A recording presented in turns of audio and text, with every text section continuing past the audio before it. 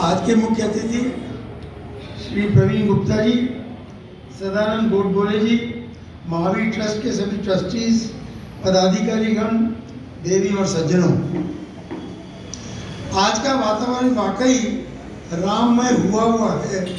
इसलिए नहीं कि हम आज राम मंदिर में बैठे हैं, बल्कि इसलिए सबके मन में एक इच्छा है, एक सपना है कि राम जन्मभूमि में एक भव्य मंदिर हो, जिसकी करीब 500 सालों से हम प्रतीक्षा कर रहे हैं। हम सब में, हमारा मन में राममय हो। मुझे याद है अशोक सिंघल जी जब यहाँ आए थे, उन्होंने ये अभियान शुरू किया था। उन्होंने ये कहा कि राम मंदिर से कुछ नहीं होने वाला है, राम मंदिर जो हम करने वाले हैं केवल इसलिए कि हमारे मन में राम हो, इसका वातावरण हमें बनाना है। और अभी अभी जो एक छोटी सी विज्ञप्ति आपके सामने रखी गई, मैं इससे बड़ा प्रभावित हुआ। मैं अध्यक्ष होते हुए भी मुझे मंदिर के बारे में न तो मुझे जानकारी है, न मैंने मांगने की कभी इच्छा करी। तो मैं ये नहीं कह सकता कि समिति ने मुझे नहीं बताया, पर मैं बड़ा प्रभावित हुआ जो गतिविधियाँ मैंने पिछले 1 साल की सुनी। और मैं ईश्वर से प्रार्थना करता हूँ कि मुझे इस मंदिर में थोड़ा और समय में लगाऊं, थोड़ी और श्रद्धा इस मंदिर के प्रति मेरी हो, तो मैं समझता हूँ मेरा जीवन और सार्थक होगा। अभी अभी बताया गया कि यहाँ मंदिर के सभी लोग राम जन्मभूमि के लिए भी सहयोग करेंगे। मैं आशा करता हूँ कि सब राममय बने, सारा जबलपुर राममय बने। कभी कभी मेरे से पूछा जाता है कि कितना काम हो रहा है, क्या हमारी इच्छा से जबलपुर चल रहा है क्या नहीं, और मैं उसका जवाब देने में सक्षम नहीं हो पाता। मैं समझता हूँ हम में सब में राममय हों हम सभी, तो जबलपुर वैसे ही चलेगा, देश वैसे ही चलेगा जैसे हम चाहेंगे। इन्हीं शब्दों के साथ मुझे न तो बोलने की आदत है और न ही मेरा कोई मन करता है बोलने का। मुझे ज़बरदस्ती सदानंद जी ने को मैंने मना भी किया, पर पता नहीं ये भी बड़े ढीठ व्यक्ति हैं, राजनीतिक व्यक्ति हैं, जो मन में आता है वो कर ही डालते हैं। अब मैं इन्हीं शब्दों के साथ बहुत आभारी हूँ कि यहाँ आने का अवसर मिला। एक बात और छोटी सी, मैंने सोचा मेरे कार्यालय से ये बड़ा पास है तो पैदल आ रहा था, वो बैरियर लगा हुआ था तो ब्रिज के ऊपर से गया, पता लगा कि कोई रास्ते में क्रॉसिंग है नहीं, तो पूरा नरसिंह मंदिर के आगे चल के आया। पहली बार नीचे ही रास्ता देखा, रेलवे क्रॉसिंग पास किया, तो मैंने आज का जो अनुभव देखा, मेरा ये निवेदन है, सुझाव है सदानंद जी से कि जैसे नरसिंह मंदिर के सामने वो सीढ़ियाँ लगी हैं ब्रिज के लिए, ब्रिज से नीचे तक के लिए, यहाँ भी यदि हो जाए तो शायद इस मंदिर में आगंतुकों का ज़्यादा संख्या बढ़ सकेगी, ऐसा मेरा विश्वास है। धन्यवाद। हमारे माननीय ट्रस्ट के अध्यक्ष, इन्होंने हमें अपना आशीर्वचन प्रदान किया और इनके मार्गदर्शन में ही इस मंदिर का निर्माण हुआ है। यहाँ पे लगभग 50 अतिक्रमणकारियों ने कब्जे किए थे, वो सारे कब्जे हटाकर हम लोगों ने लगभग 3 वर्ष पूर्व इस मंदिर को बनवाना प्रारंभ किया। और हमारे माननीय अध्यक्ष जी के निर्देशन जैसा था, वो सारे निर्देशन में हम लोगों ने कार्य करके इस भव्य मंदिर को बनाया है। अब मैं हमारे माननीय प्रांत प्रचारक जी श्री प्रवीण जी से आग्रह करता हूँ कि हमें अपना उद्बोधन प्रदान करें। माननीय प्रवीण जी।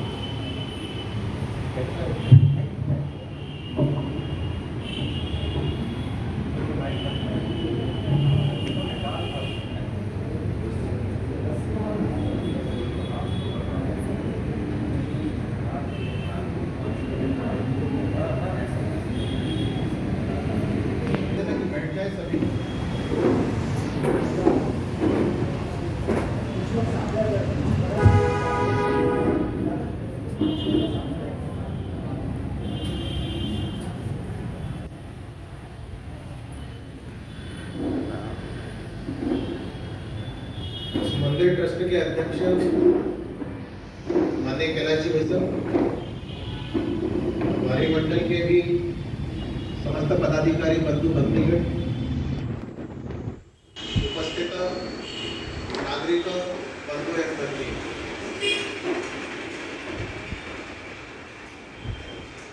हम सब लोगों को विदित है कि अयोध्या में भगवान श्री राम का एक भव्य मंदिर का निर्माण प्रारंभ हो गया है। ये एक सामान्य मंदिर निर्माण की घटना नहीं है। हम लोगों ने इतिहास भी देखा होगा, पढ़ा होगा, सुना होगा, और जो लोग 1990 और 92 की कार सेवाओं के समय सक्रिय रहे हैं उनने उसको और नजदीक से उस संघर्ष को अनुभव किया होगा।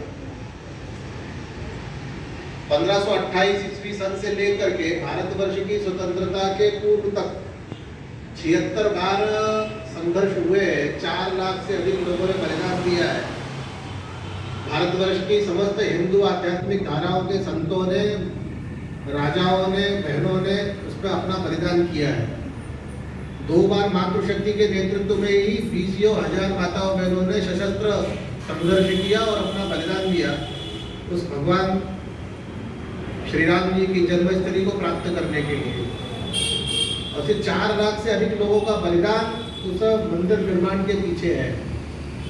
इतना ही नहीं है तो भारतवर्ष की स्वतंत्रता के बाद कार सेवा के समय 1990 और 92 के समय भी हजारों लोगों का बलिदान हुआ है। क्योंकि उस समय भी मुलायम सिंह जी उस समय मुख्यमंत्री हुआ करते थे। उन्होंने कहा था कि परिंदा भी पर नहीं मार सकता अयोध्या के अंदर, जब कार सेवा की घोषणा हुई तो।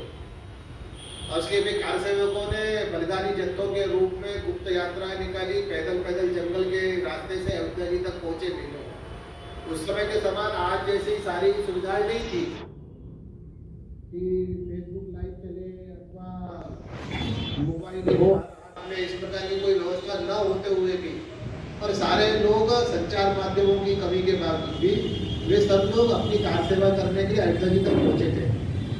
अयोध्या जी में गए तो अयोध्या मंदिर के अंदर जो वहाँ पर विभिन्न मंदिर है, वहाँ मंदिर, मठ और अयोध्या वासियों के घर में वे कार सेवक रुके। परंतु जैसे ही उनको मालूम पड़ा मुलायम सिंह जी को कि कार सेवक पहुंच गए अयोध्या में, तो एक एक कार सेवक को घर से खींचकर, मंदिर से खींचकर, मठों से खींचकर पुलिस ने उनके ऊपर बंदूक तानी और गोलियों से उनको उड़ा दिया। निहत्थे कार सेवक जो राम भगवान के दर्शन करने वहाँ कार सेवा करने पहुंचे थे, ऐसे सारे निहत्थे कार सेवकों पर गोली चलेगी। और ऐसे सारा बलिदान की एक लंबी परंपरा मैंने 1528 से लेकर के 1990 और 92 तक संघर्ष होते रहे हैं। और एक न्यायालयिक प्रक्रिया के द्वारा भी उसके समाधान की दिशा में प्रयास चले, वार्ता की टेबलों पर भी उसके प्रयास चले, और कुल मिलाकर के सारी चीजें विफल होती रही। 1885 में भी पहली बार अंग्रेजों के समय में एक बात प्रतिपादित किया गया था, न्यायालय के अंदर प्रस्तुत किया गया था। उस समय भी उसके समाधान नहीं हुए थे। भारत स्वतंत्र हुआ, उसके बावजूद भी न्यायालय की शरण में अनेकों बार जाना हुआ, और अंततोगत्वा हम लोगों ने देखा कि 1 वर्ष पूर्व अभी माननीय सर्वोच्च न्यायालय के द्वारा जो निर्णय आया, उसके अंदर 5 सदस्यीय पीठ ने एक मत से कहा कि यह भूमि रामलला की जन्म स्थान है और इसे रामलला को सुपुर्द करना चाहिए। और इसलिए सारी भूमि जो 2.77 एकड़ भूमि थी, वह भूमि रामलला को समर्पित कर दी गई। और इसी प्रकार से हम देखते हैं कि उसके ट्रस्ट के लिए भी उन्होंने कहा, न्यायालय ने, कि शासन ने एक ट्रस्ट निर्माण करना चाहिए जिसके माध्यम से मंदिर का भव्य निर्माण हो सके। दूसरी बात उन्होंने कही कि जो बाबरी मस्जिद एक्शन कमेटी है उसको भी भूमि अयोध्या के बाहर देनी चाहिए शासन ने। परंतु हम देखते हैं जो तीसरा निर्णय बताया उन्होंने कि बाबरी मस्जिद को भी भूमि देनी चाहिए, तो एक बहन ने अभी एक पिटीशन दायर की है कि संपत्ति का जब विवाद होता है, जो पक्ष हार जाता है तो शासन उसको कहीं भूमि देने के लिए नहीं कहता कोर्ट।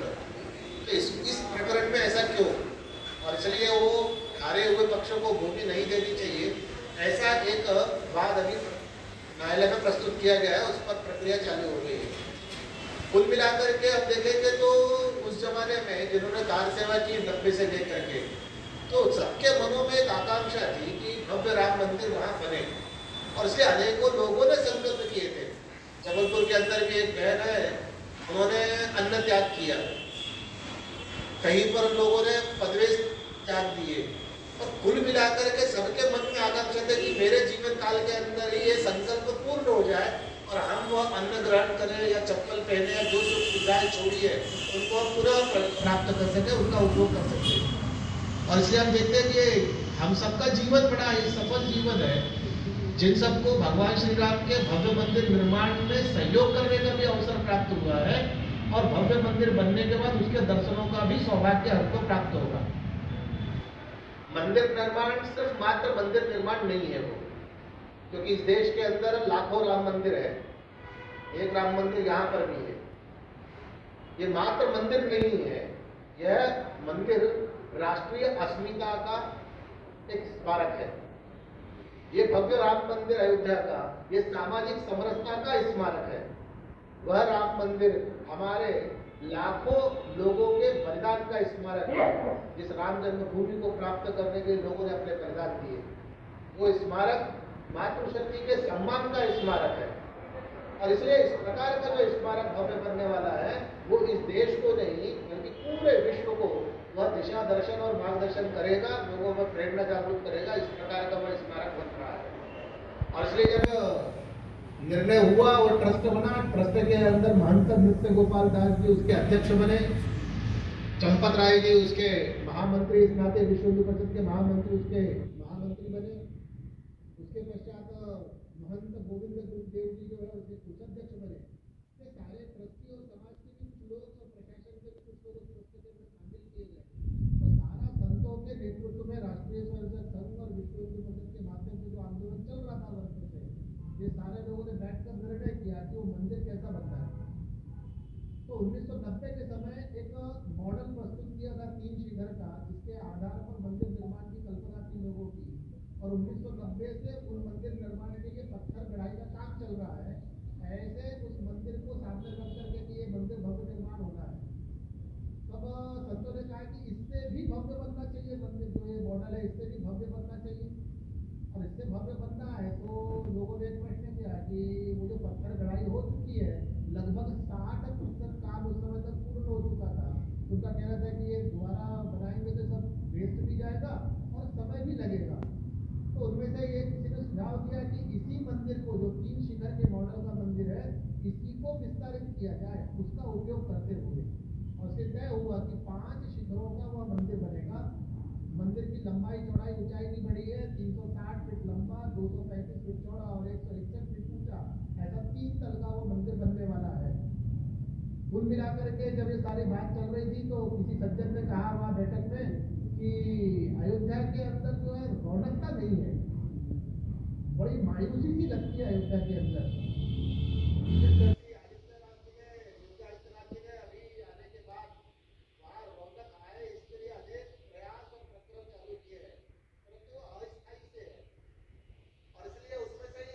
मानस के मर्मज्ञ थे, रामचरितमानस के मर्मज्ञ संत थे।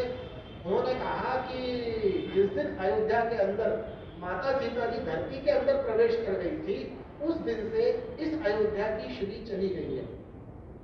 और इसलिए माँ सीता का भी एक मंदिर यहाँ की निर्माण करते हैं तो अच्छा रहेगा। और इसलिए फिर ये सर्वानुमति से तय हुआ कि माता सीता का भी एक वहाँ भव्य मंदिर निर्माण किया जाए।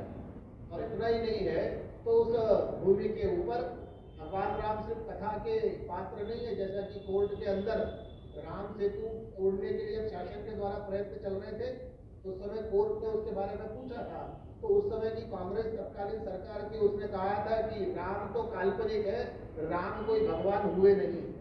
ऐसे लोगों की जो मान्यता है, इतना मात्र नहीं है राम तो जीवंत है, राम तो अंतः प्रेरणा है। और इसलिए राम लोगों के जीवन परिवर्तित करते हैं, इसका भी साकार दिखता है, साक्षात इसके उपलब्ध दिखते हैं, व्यक्ति दिखते हैं, प्रमाण दिखते हैं। जितना कि रामचरितमानस का देश और दुनिया की भाषाओं में भाषांतर हुआ है, इतना अन्य किसी पुस्तक का भाषांतर नहीं हुआ है। रूस के अंदर एक सज्जन है, साहित्यकार थे, उन्होंने वो रामचरितमानस का अध्ययन किया तो उनकी इच्छा हुई उसका भाषांतर करना चाहिए। और इसलिए उन्होंने भाषांतर करके उसका रसिया भाषा में भाषांतर किया। उनका जीवन बदल गया सारा। उनकी मृत्यु के बाद में उनकी समाधि के ऊपर 3 वाक्य लिखे गए, राम को जानिए, राम बनिए और राम बनाइए। इस प्रकार की एक जो है हम देखते हैं कि राम ये शोध के विषय भी है। और आज दुनिया के अंदर हम लोग देखते हैं कि राम जी के बारे में, उस इतिहास के बारे में, उनके जीवन के बारे में ये शोध हो सके, इसलिए वहाँ एक बड़ी लाइब्रेरी, आर्काइव की व्यवस्था, संग्रहालय की व्यवस्था, ऐसी सारी चीज़ें वहाँ निर्मित हो रही है। इसी प्रकार भक्तों के रहने के लिए और संतों के रहने के लिए निवास के बनने की व्यवस्था है। साथ ही वहाँ पर रामलीला देश और दुनिया के अंदर खेली जाती है। अनेक दुनिया के देश रामलीला का मंचन करते हैं। थाईलैंड है, श्रीलंका है, अनेक स्थानों पर होती है। और ऐसे सारे लोग रामलीला का वहाँ पर पे मंचन कर सके, इसलिए एक बड़ा ऑडिटोरियम भी वहाँ बनने वाला है। और कुल मिलाकर के एक भव्य परिसर का विकास वहाँ पर राममय हो और राम जी के बारे में शोध, चिंतन, उनकी कथाएं, उनकी रामलीला, ये सब मंचन हो सके, ये सारी व्यवस्था करने के लिए एक प्रोजेक्ट प्रारंभ हुआ है। और श्री संतों ने तय किया है कि ये मंदिर जो निर्माण होगा, यह मंदिर शासन के पैसे से नहीं होगा। इतना ही नहीं है, तो उन्होंने आगे कहा है कि किसी एक व्यक्ति के पैसे से भी नहीं होगा। इस देश के अंदर ऐसे बड़े भामाशाह हैं जो एक व्यक्ति ही उस पूरे प्रोजेक्ट को पूरा कर सकता है, उनके पास अथाह पैसे हैं। और इसलिए उन्होंने कहा कि यदि ऐसा मंदिर बनता है तो लक्ष्मी नारायण मंदिर होने के बावजूद भी उस मंदिर का नाम बिरला मंदिर ही रखा जाएगा। दुनिया के अंदर आज भारतवर्ष में जितने मंदिर हैं ऐसे जो बिरला ट्रस्ट के द्वारा बने हैं, ये सारे मंदिर बिरला मंदिर के नाम से ही जाने जाते हैं। लक्ष्मी नारायण भगवान की प्रतिमा अंदर होने के बावजूद भी कोई नहीं कहता कि लक्ष्मी नारायण मंदिर है।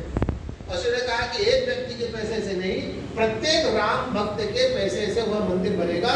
और इसलिए वह न्यास के माध्यम से संघ और विश्व हिंदू परिषद के कार्यकर्ता और इस प्रकार के जो लोग उसमें सहयोग करना चाहते हैं, वे सब लोग घर घर जा करके और एक एक व्यक्ति का हम उसमें अर्थ सहयोग लेंगे।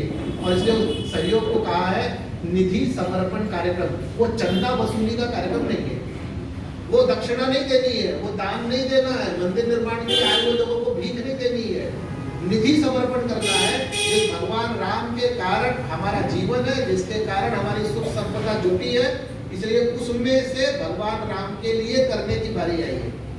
4 शब्द चलते हैं, सामान्यतः उन शब्दों का अर्थ देना ही निकलता है, उसके पीछे का जो कृति है वो देना है। जैसे दान, ये देते हैं, भीख देते हैं, सहयोग देते हैं और समर्पण ये भी देते हैं। परंतु चारों में अंतर है। पहले के 3 शब्द जो है उसमें देने वाला अपने आप को बड़ा मानता है और जिसको देता है वो व्यक्ति छोटा होता है। परंतु चौथी जो चीज है, जहाँ समर्पण की बात आती है, तो देने वाला छोटा होता है, जिसको दे रहा है वो बड़ा होता है। और इसलिए हम अपने आराध्य भगवान श्री राम के प्रति वह निधि समर्पित करने वाले हैं। निधि कितनी दे रहे हैं इसका महत्व नहीं है। यद्यपि मंदिर निर्माण और उस प्रोजेक्ट के निर्माण में निधि का महत्व है, एक बहुत बड़ी राशि उसमें लगने वाली है और लोग मुक्त हस्त से दे भी रहे हैं, परंतु उसके बावजूद भी निधि नहीं, तो उसके पीछे के भाव का विशेष महत्व है। भाव कैसा होता है? एक बार तथागत बुद्ध है ना, भगवान बुद्ध जब संन्यास्त हो गए और सब कुछ छोड़ करके उनको ज्ञान की प्राप्ति हो गई, तो शिष्य भी उनके बढ़ने लग गए। सामान्यतः जब संत रहते हैं तो सब त्याग देते हैं, वो संग्रह नहीं करते। परंतु जब शिष्य बढ़े, शिष्यों का परिवार बढ़ा, तो उनके लिए आश्रम और बाकी की व्यवस्थाएं करनी थी, इसलिए भेंट स्वीकार कर रहे हैं, ऐसा एक समाचार प्रसारित हुआ। लोग उनको देने के लिए दौड़ पड़े, लाइन लगा करके लोग देते थे, वहां आते थे, एक पंक्ति में लोग आ रहे थे, जो भी जिनके पास है वो उनको भेंट करना, उनसे आशीर्वाद प्राप्त करना और भेंट की हुई सामग्री भंडार की ओर चली जाना। ऐसी एक परंपरा चल रही थी। उसी पंक्ति में से एक वृद्ध माता जी जो है, जो अधेड़ उम्र की होगी, वो सामने सामने बढ़ रही थी, बहुत संकोच के साथ, आंखें उनकी नीची थी। जैसे ही उनका नंबर आया तो कुछ दूरी पर ही वो जाकर रुक गई, वो सामने बढ़ी गई। महात्मा बुद्ध जो है स्वयं अपनी आसंदी से उतरे और उस माँ के निकट गए और कहा कि माँ, तू मेरे लिए क्या लाई है? उस माँ ने अपने पल्लू में जो छुपा कर रखा था वो आम निकाला और वो आम महात्मा बुद्ध के हाथों में दिया। वो आम एक निवाला, एक ग्रास खाया हुआ था, उसमें से एक टुकड़ा निकाल लिया। वो उन्होंने आम भेंट कर दिया उनको और आंखें नीची रखते हुए बोलती है, भगवान मैं 3 दिन से भूखी थी और आम के पेड़ के नीचे आज सुबह जाकर बैठी थी, उसी समय ये आम टपका था और मैंने ये आम उठाकर अपनी भूख मिटाने के लिए पहला ग्रास लिया ही था। तभी मेरे कानों पर आवाज पड़ी कि महात्मा बुद्ध भेंट स्वीकार कर रहे हैं और उसी समय में यह आम लेकर आपके सम्मुख आई हूँ, कृपया इसे स्वीकार कर लीजिए। महात्मा बुद्ध ने वो आम लिया, अपनी आसंदी पर आए और अपने निकट वह आम रख लिया। लोगों ने पूछा, भगवत जो भी भेंट आई थी आपने भंडार में पहुंचाई, ऐसी कौन सी विशेष चीज इस मां ने दी है जिसको आपने अपने निकट रख लिया है, ऐसा क्या विशेष है इसमें? भगवान बुद्ध कहते हैं इस मां ने अपना सर्वस्व समर्पण कर दिया है। इसलिए भगवान जो है ये भक्त के भाव के भूखे है, उसकी राशि के नहीं, उसके समर्पण के भूखे हैं, उसकी भावना के भूखे हैं। और से भगवान श्री राम के भव्य मंदिर निर्माण के समय हम सब लोग भी उस भावना के आधार पर हम भगवान के श्री चरणों में अपनी निधि समर्पित करें, ऐसा मैं आप लोगों से विनम्र आग्रह करता हूँ, प्रार्थना करता हूँ।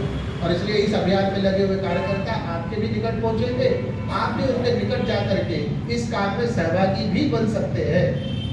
गोविंद देव गिरी जी महाराज है, उन्होंने एक आह्वान किया इस काम के लिए सभी लोगों से, इस देशवासियों से, कि भगवान श्री राम 14 वर्ष तक सपत्नी इस समाज के दुख दर्द के निवारण के लिए वनवास गए थे। पहले दिन से वहां पर जब देखते हैं तो भगवान राम ने निषाद राज केवट से लेकर के स्वर्णमयी लंका के लंकापति रावण के वहां तक प्रवास की यात्रा पूर्ण की। और इस पूरी यात्रा के अंदर वन वन जाकर के, गांव गांव, नगर नगर जाकर के उन्होंने अनुभव किया वहाँ की समस्याओं का, वहाँ की चुनौतियों का, और ये सारी चीजों को अनुभव करने के बाद उसके निदान की प्रक्रिया भी की। और फिर हम देखते हैं कि संतों के आह्वान पर वो यात्रा के लिए गए थे, कथानक उस रूप में हमको बताता है। परंतु यदि हम पूरा विश्लेषण करें एक शब्द में कहे तो उन्होंने 14 वर्ष वनवास अर्थात समाज का अध्ययन किया, और अध्ययन करके उन चुनौतियों के समाधान के लिए उन्होंने काम किया। और इसीलिए उसके बाद जो राज्य स्थापित हुआ उस राज्य को राम राज्य कहते हैं। महात्मा गांधी ने भी स्वतंत्र भारत के पहले अपने एक लेख में, हरिजन नाम के समाचार पत्र में वो लेख लिखते थे। उस लेख में उन्होंने लिखा कि भारतवर्ष की स्वतंत्रता के बाद इस देश के अंदर राम राज्य स्थापित होना चाहिए। उन्होंने नहीं लिखा कि रावण राज्य स्थापित होना चाहिए, उन्होंने नहीं कहा कि हिटलर का राज्य स्थापित होना चाहिए। रावण का राज्य तो स्वर्णमयी लंका थी, उससे अच्छा वैभव संपन्न राज्य हो नहीं सकता था। परंतु उसके बाद भी उन्होंने नहीं कहा कि रावण का राज्य स्थापित होना चाहिए, उन्होंने कहा राम राज्य स्थापित होना चाहिए। ऐसा क्यों कहा होगा? तो हम लोग रामायण जी में पढ़ते हैं, दैहिक दैविक भौतिक तापा राम राज्य नहीं काहू व्यापा। और इस प्रकार के राज्य की कल्पना थी जहां ऐहिक, पारलौकिक, भौतिक, आध्यात्मिक सब प्रकार की उन्नति जिस राज्य में हो, इस प्रकार का राज्य भगवान राम का था। दुनिया में इस आदर्श राज्य की तुलना दूसरा कोई राज्य नहीं दिखता।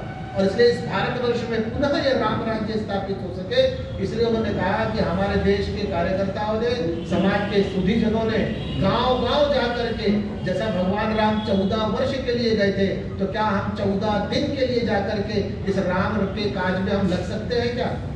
और इसलिए दोनों आह्वान मैं आप लोगों से भी यहाँ करता हूँ कि भगवान श्री राम के भव्य मंदिर निर्माण में जो राशि निधि समर्पण करना है, उसके संदर्भ में भी हम एक लक्ष्य रखें, एक बड़ा टारगेट अपना रखें। आज मैं अनेक परिवारों में अभी इस समय कार्यकर्ता जा रहे हैं। एक घर में मैं गया छतरपुर के अंदर, तो वहाँ पर एक बहन को छोटा बालक हुआ था, महीने भर भी नहीं हुए, तो जितने लोग मिलने आते हैं उस बालक के हाथ में कुछ ना कुछ राशि देकर जाते हैं। ऐसा माताओं बहनों को मालूम होगा। उसको क्या बोलते हैं आपके यहाँ पता नहीं, हर शहर में अलग अलग शब्द चलता है जाति बिरादरी में। सामान्यतः एक नेग या सगुन शब्द हो सकता है कहने के लिए। वो भेंट देते हैं। जब हम गए तो कार्यकर्ता तो 5 अगस्त जिस दिन वो कार्यक्रम संपन्न हुआ था भूमि पूजन का, तब से वो प्रति माह 51,000 की राशि भेंट ही कर रहे हैं। वहाँ हर बार वो डालते हैं उस खाते में।